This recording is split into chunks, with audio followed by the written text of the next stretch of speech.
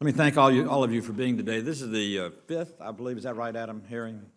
It's our fifth hearing. We've heard from a lot of vets. We hadn't heard from you. You know, there's an old saying, everybody's heard everything that had to be said, just everybody hadn't said it. But I'm sure we're going to learn some things new here from you today, and we appreciate your being here. For the benefit of the audience that's here, as well as each of the representatives that are here, we sent a letter to every VSO explaining that if we had a hearing for each individual VCO, we'd be meeting into the month of April and it'd be impossible to do our work. So we consolidated a couple of them, and yours is one of them. But everybody was asked to submit their testimony in writing, and that's being included for the record as well. So anybody who's interested in the positions of your representation in your group will be able to get it from the office from our committee office and from the Senate. You're very important, each one of you, to us. The United States of America is a great country for a lot of reasons, but none greater than its veterans. Those who have volunteered, risked their lives for the people of the United States of America and for all of us here. We know on this committee, House and Senate, we're a bipartisan committee. And I can speak for the House because I know the exact numbers. We passed everything last year almost unanimously with one dissenting vote on the Mission Act. That was pretty good for a committee equally divided, almost equally divided, Republicans and Democrats. But we don't think there were any Republicans on the battlefield or Democrats on the battlefield. There were Americans on the battlefield. So we don't discriminate based on what you joined and what uniform you wore or how old you were or your color of your skin or anything else. We pay honor to those who risk their lives for the United States of America and the people. And one thing I want to make sure we do is that the benefits that you're entitled to when you're enlisted, that you get those benefits in as least cumbersome way as possible and as timely a way as possible.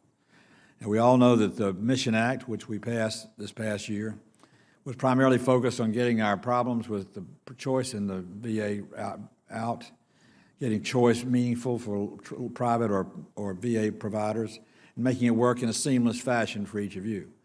Now, I want to underscore for you, and every chairman has said this in every meeting, so I'm speaking for all four of us, the four corners, as we call it. We have no interest in privatizing the VA. We have every interest in making the VA the best health care it can possibly be.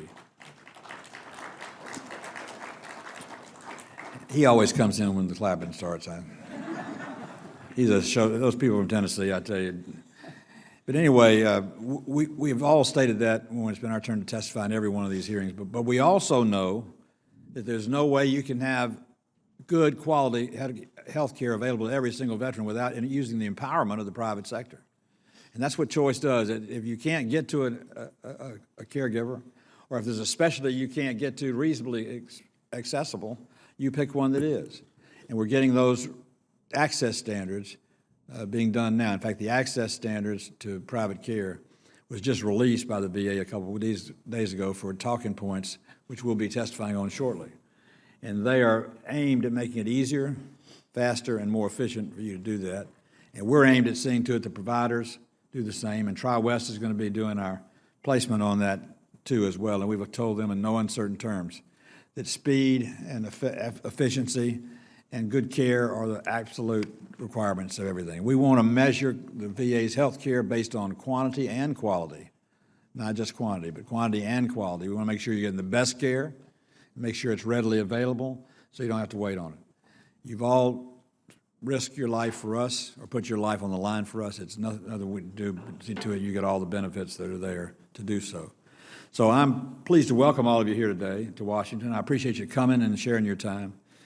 The way we'll operate is I'm going to introduce the other members of the four corners, the chairs and ranking members, to make an opening statement, and then we'll go to the members for questions after the opening remarks are going to be made. And the opening remarks are going to be made by, who's going to make them? I guess each one of you are going to make remarks about your particular road. Is that right? Is that what we're going to do? Yeah. So each one of you be prepared.